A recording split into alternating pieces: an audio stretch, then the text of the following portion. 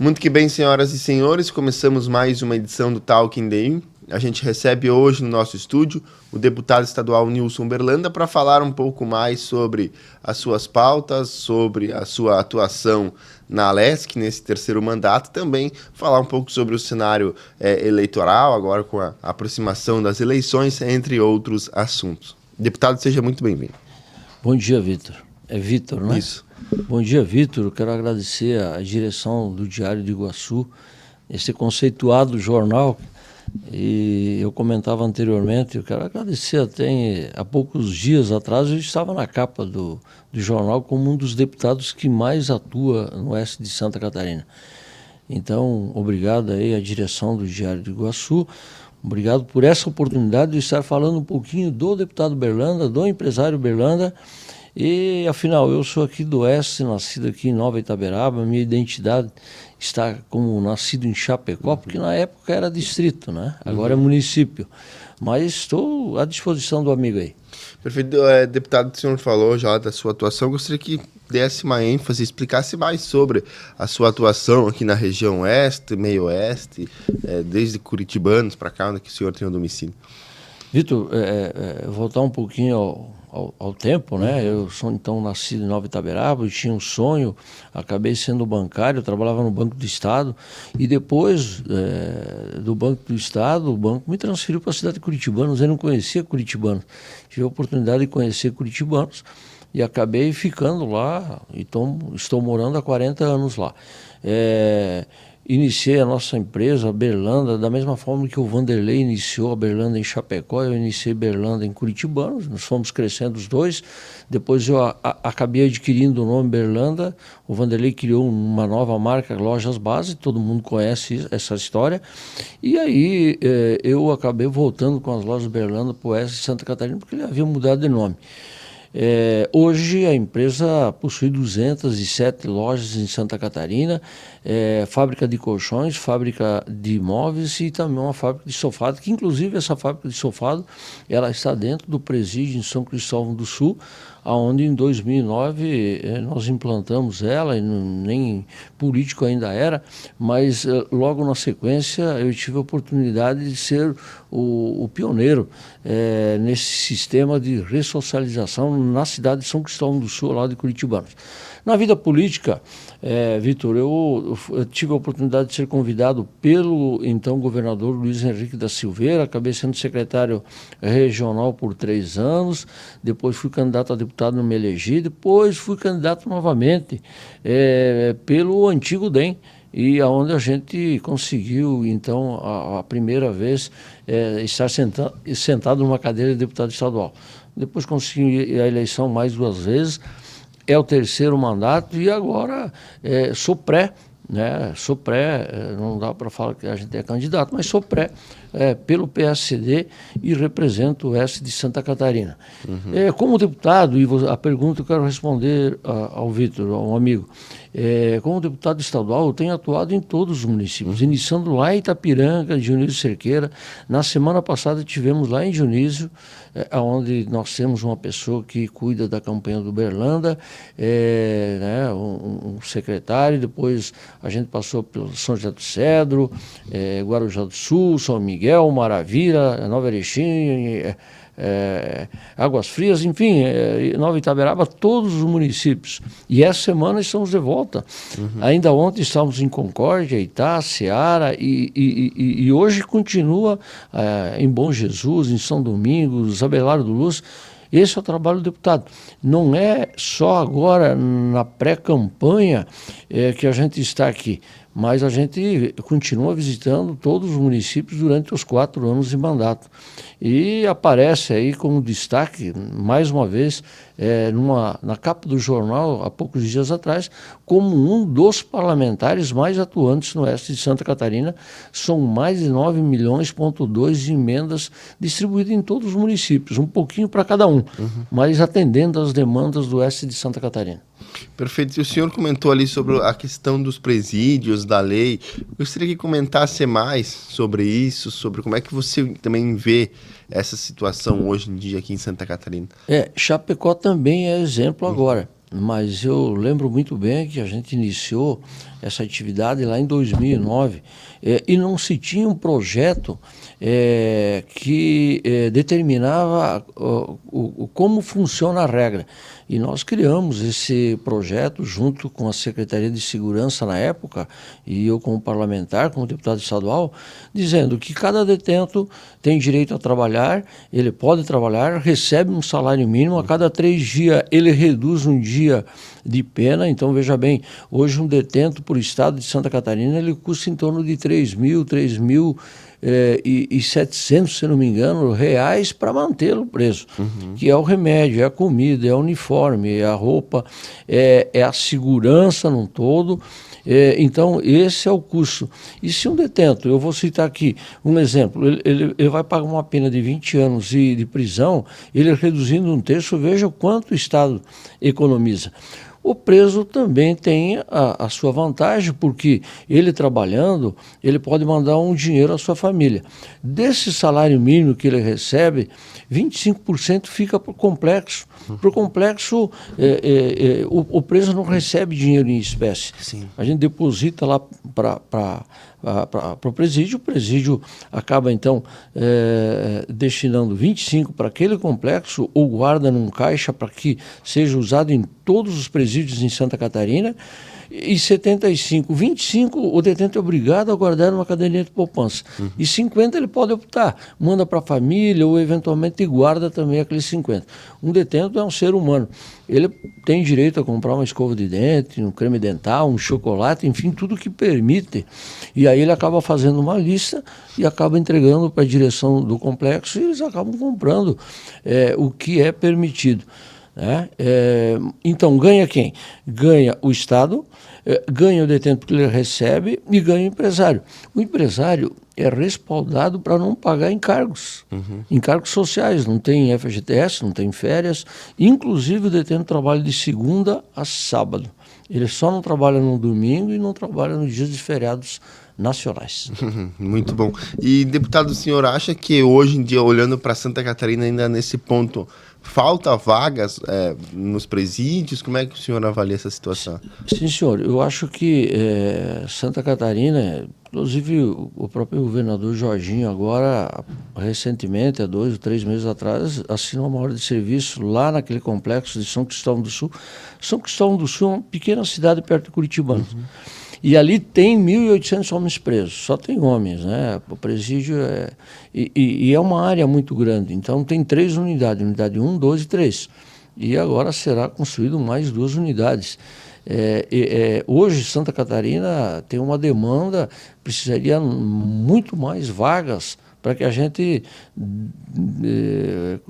desse continuidade a esse trabalho que a gente está fazendo. Mas precisa de vagas. Então, o próximo governo aí vai ter uma missão muito grande. Eu acho que, além da estrada, além da saúde, além de infraestrutura, tem que pensar nesse lado. Santa Catarina precisa dar uma melhorada na segurança, e eu tenho certeza que o próximo governador deverá fazer um investimento exatamente nessa área. O senhor comentou sobre a questão da infraestrutura. Como é que o senhor avalia hoje a infraestrutura do Estado? Deu uma melhorada em relação aos últimos anos? Como é que está? Olha, Vitor, coincidentemente ontem eu fui a Concórdia. Eu passei a 283, né? Isso. Meu Deus do céu, no retorno a gente voltou à noite da cidade de Itá. Eu lembro que nós entramos no município de Arvoredo. Isso, né? Arvoredo. Para poder desviar aquele pedaço ali, infelizmente está um caos. Não tem como você andar num dia de chuva como hoje, por exemplo. Não tem como você andar à noite aí. Então, é precário aquele local aí. Eu sei que o governo fez investimento em outras estatais, outras estradas estaduais, mas tem muito problema Santa Catarina. Infelizmente, é um estado que é destaque nacional, e temos, além das SCs, nós temos problemas nas BRs. Veja bem a 282. Você pega um trecho aqui de Chapecó que vai até Ponto Serrado, tem a terceira pista, até vai fluindo, mas depois de Ponto Serrado até o encontro a 470, que é ali nas imediações de Campos Novos, logo depois, e depois a 282 continua. Ela passa em Lages, vai terminar lá na ponte de Florianópolis, mas meu amigo e minha amiga, não tem condições. Eu uso essa federal toda semana, porque eu resido em Curitibanos e me desloco à capital, vou trabalhar, eu volto. A 282 de Curitibanos até a capital dá 280 quilômetros, você leva 5 horas, quando não tiver um acidente. E a 470, da mesma forma, o escoamento de tudo que nós produzimos, inclusive em Chapecó, em Concórdia, acaba indo para os portos ali de Itajaí, Navegantes, lá em outros, né? Mas passa tudo necessariamente pelos 2 corredores. E, infelizmente, está um caos. A gente vê que o governo estadual não conversa com o governo federal está fazendo exatamente o que precisa para fazer de manutenção, mas não tem um projeto de duplicação, não tem nada. Inclusive, ali na região e na própria 470 está se falando em pedajar. E eu, como deputado estadual, pedi uma audiência pública para que a gente discuta essa questão do pedágio. Não é possível implantar pedágio, e a NTT sabe disso, sem a devida reforma do trecho. Então nós não podemos deixar que instale um pedágio sem fazer uma terceira pista, sem um projeto de duplicação. Eu acho que primeiro precisamos melhorar. Depois eu concordo em pagar pedágio. Eu acho que o pedágio que a gente paga é bem pago. Eu uso a 116 de Curitibanos, tanto para Porto Alegre como para Curitiba, e é pedajada, mas é uma estrada tranquila, você anda à noite, é sinalizada, não tem problema. Você tem o socorro, quer dizer, você tem tudo ali na 116, que é uma rodovia federal. Agora, não temos na 282, não temos na 470. Então, Santa Catarina precisa, sim, pensar na infraestrutura. E eu acho que, independe de governo, de que partido seja, nós usamos um partido para a gente conseguir se eleger. Depois, meu amigo, você é prefeito do município, você é governador do estado e você é presidente da República. Você tem que conversar um com o outro para que a gente consiga trazer recursos para Santa Catarina. Santa Catarina é um dos melhores estados, mas falta realmente nesse sentido. Perfeito. E, deputado, falar um pouco sobre a questão da sua troca do PL para o PSD agora para essas eleições. O senhor que também começou lá no DEM, que era o PSD, que hoje é o PSD, falar um pouco sobre a sua volta para o partido. Perfeito, Vitor. Eu conversei muito com o governador na tomada de decisão, e foi no mês de novembro do ano passado. A janela só abriu agora a partir de abril, maio. E aí eu conversei com ele, disse: olha, governador, no meu caso, o PL, nós éramos em 4 deputados num raio de 100 quilômetros, né? Não vou citar o nome, mas tem 4 deputados do PL num raio de 100 quilômetros.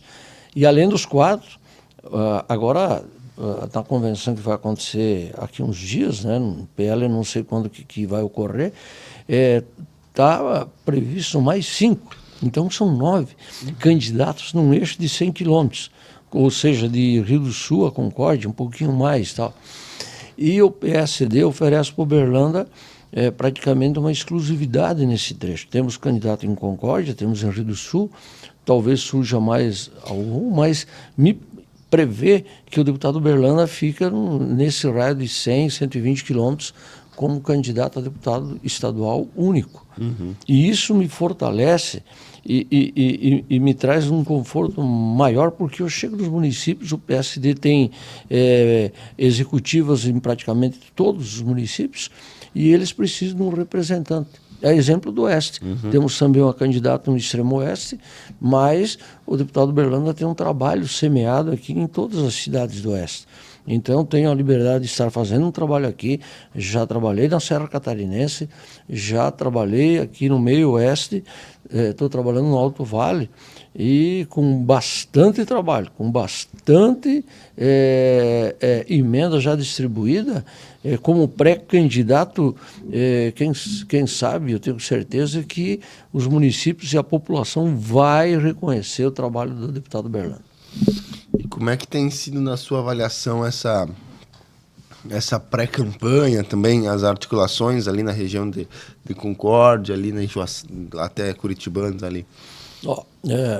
Primeiro a gente está percebendo um trabalho muito bonito do nosso candidato, pré-candidato a governador, do João Rodrigues, junto com essa grande coligação do PSD, MDB, União Brasil, PP, e talvez venha outros partidos. No sábado teremos a convenção.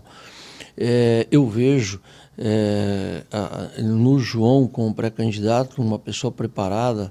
Ele deu exemplo aqui na cidade de Chapecó como um grande prefeito, já provou que tem competência, e com esses partidos ele está crescendo. O João hoje, certamente, ele vai conseguir levar a eleição para um segundo turno. E segundo turno, na minha opinião, é uma nova eleição, é um outro momento. E aí o catarinense tem condições de escolher melhor. Quem que é o nosso futuro governador? O atual ou quem traz uma proposta diferente? Então eu acredito nessa virada aí que as pesquisas estão dizendo que, e está praticamente definindo que o João leva as eleições, o João, o Childini, os nossos dois candidatos ao Senado, a mim e o Atídio, acabam levando a eleição para um segundo turno. E aí é uma outra história. O senador tem que se eleger no primeiro turno, como os deputados estaduais e federais, mas a disputa do governo ela é muito mais bem discutida depois, com mais 30 dias de eleição. Então essa é a minha visão. Quanto à recepção do deputado aqui no oeste de Santa Catarina, eu quero citar o exemplo de Itá, no dia de ontem, Ceará, Arabutã, outras cidades que eu estive no dia de ontem, muito bem recebido, de braços abertos. Primeiro que a gente é empresário, então tem um nome conhecido em todo o estado. E segundo, que são poucos os candidatos do oeste de Santa Catarina. Então, o que a liderança quer? Ela quer ter um parceiro, um deputado que venha atender as demandas, que venha ouvir, que disponibilize o gabinete para poder fazer aquela visita e que o vereador, o prefeito, o vice leve as demandas lá para o gabinete em Florianópolis e que o deputado dê atenção. Se der, dá. Se pode atender, atende. Se não puder atender, infelizmente não dá. Eu, como empresário, eu costumo dizer muito, não prometa. Se prometeu, cumpra. Não é obrigado a prometer. Agora, prometeu, cumpra. Muitos líderes políticos saem daqui, Vitor, e vão até a capital do estado. E o deputado tem que abrir as portas do gabinete. Afinal, são 600 km para chegar lá em Florianópolis. Então, o deputado tem que estar à disposição e atender a demanda dos nossos líderes aqui do Oeste. Deputado, a gente que agradece a sua participação aqui, e o Diário do Oeste está sempre de portas abertas para um bate-papo, para, enfim, outras oportunidades. Muito obrigado. Beleza, deputado? Tudo bem? Então este foi o deputado Berlanda falando um pouco sobre a sua atuação, sobre pautas, entre outros assuntos do cenário eleitoral em Santa Catarina, e em breve voltaremos com mais entrevistas.